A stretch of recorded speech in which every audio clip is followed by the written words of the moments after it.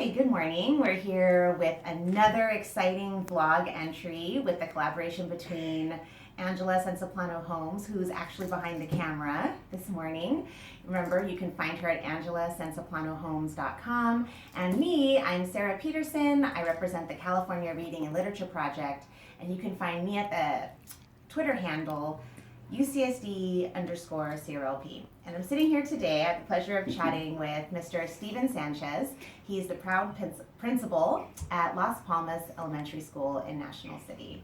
And we're here spotlighting him because he is quite an exceptional administrator, if I do say so myself. And we want to hear from Steven so that he can share his knowledge, his expertise with all of you, whether you're an aspiring administrator, a current administrator, a teacher, whatever your role is. We want to hear how Steven here at Las Palmas has created very supportive, very inclusive systems for his teachers to flourish as 21st century educators. So my first question to you, Mr. Sanchez, is how have you laid the groundwork long term for your staff to be able to evolve into 21st century educators? Well, the job of a classroom teacher has always been a difficult job. But I think over the last few years, it's really turned into a very, very complex job to do. And it's funny because now with everything that teachers are having to implement and ensure that happens within the classroom, it's really one person doing all those things within the classroom. And all the way from, I'd say, federal government, down to state, to local, to district level, even down to the site level, maybe, with administrators. The teacher is a one-man band, but everyone above the classroom teacher expects for it to sound like a symphony within the classroom. And it's really just one classroom teacher doing all of that. So in some cases, it's very close to being an impossible job to meet the needs of all of your wide range of needs within the classroom.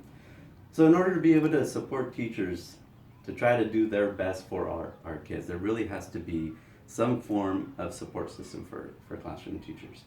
And what we've done here at Las Palmas is to try to look down the road ahead of time and not just wait for things to happen to us, but try to prepare ourselves and prepare teachers with getting a head start as far as this is what we're going to be encountering and how can we prepare ourselves for that. And what can we do in preparation for that is going to help us meet the needs of kids. And it's not just a matter of just providing professional development. There really has to be a support system in place. And that really starts with using your local resources. In our case, our language arts specialists. Looking to district resources, in our case right now, working with Sarah Peterson. And really trying to figure out, how can we truly support teachers? And creating a system of support so that teachers know that they're not out there just trying to do the work alone, but that we're there side by side with them, working together in order to be able to support them. That sounds quite comprehensive and supportive. I feel, though, in my capacity, I've heard that many times. My next question is, that sounds great, but what does it actually look like? How is it being implemented here at Las Palmas? All right, so, and I don't want it to make it sound like, it's just something that happens at Las Palmas School, but there's really a whole lot of things that have to happen behind the scenes in order to make that possible for our classroom teachers. First of all is looking at your data and deciding, where are the areas of need, what do classroom teachers need in form of support in order to be able to meet those needs. So my language arts specialist, Angela Sensoplano, and myself, that's how we begin the year, trying to say, what is going to be our next step, in what direction? And then you have to figure out, how are we going to provide these resources for our classroom teachers? The biggest resource is time. We all know that every classroom teacher needs more time. Yes. And so how are we going to create that time? So we take a look at our site funding, and we prioritize with our school site council, which is composed of parents and teachers and myself and classified staff. It's really a team effort to try to prioritize, we're going to set aside this amount of funding in order to provide teachers time to collaborate, to look at data, to plan together, to sit down with district personnel and site level personnel to be able to work side by side in order to make that happen. And we release teachers using substitute teachers. So this is above and beyond the planned release time given by the district. Yes, yes, it is. We have our regular scheduled, collaboration time, our data team meetings. That's all provided by the district. This is above and beyond what is provided by the school district, more to really customize it for Las Palmas. And so what we do is on Fridays, we normally already meet with classroom teachers by grade level to take a look at our students that are in RTI, or response to intervention. And we take a couple hours in the morning to look at their goals, look at their data, see who's making the progress needed. And then for the remainder of the day, while teachers are still released by the substitute teachers, that's when we sit down and, okay, let's take a look at our rigorous curriculum design units. Let's take a look at the priority standards. Let's look at the needs of our ELL students. Let's take a look at the ELD standards that support and work in tandem with the ELA standards. And so that is really what the work that happens when we release teachers.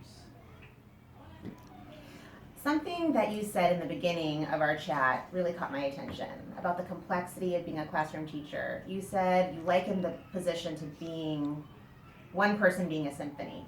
Mm-hmm. Could you elaborate on that? Sure, I was just referring to the fact that, the job of a classroom teacher, we need to be aware of all the needs of all the children in that classroom. And that includes the social emotional aspect of our kiddos. Throw on top of that, our second language learners and what their needs are within the classroom. And then you add on top of that the demands of Common Core state standards. That has really added a new level of complexity to the job of a classroom teacher. And I know in national we have over 50% English learners. Could you tell me about how you're supporting this very significant subgroup of students? Right, so the needs of ELs, that's always been the forefront for all of our teachers in national school district. But with the demands of Common Core state standards, now we really have to start thinking outside the box and try to see, okay, what else is out there besides the toolbox of strategies that we know has always worked. Realia and working with a partner, partner talk and sentence frames and all those strategies that teachers have known to love for years. But now it's a new age in education with new demands for our ELs. So we know that down the line, like I've said, we're always trying to look down the line, what's coming, down the road, and how can we prepare ourselves for that. We know that ELD standards are just right around the corner, and we haven't fully implemented them yet in our school district or even in our site, in our school, but we know they're coming, so how can we prepare for that? So we've been providing some professional development where it's a foundation of awareness.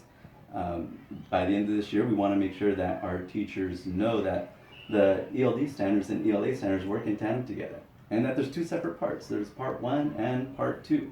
And this is all the work that CROP really focuses on. That's where I learned it from. A group of art teachers have attended workshops with CRLP, and that's really what's driving our professional development and our new learning for our staff and for myself as well. Well, you shared a lot of information in a short amount of time, Mr. Sanchez. Thank you for providing that insight into your exceptional leadership here. We are hugely appreciative of your support and your innovative thinking here at CRLP. And I know your language arts specialist, Angela Sensaplano, is also hugely appreciative of that. So we look forward to continuing a discussion with Mr. Sanchez perhaps down the line as he continues to innovate, and you'll catch us sooner than later. Bye. Thank you. Thank you.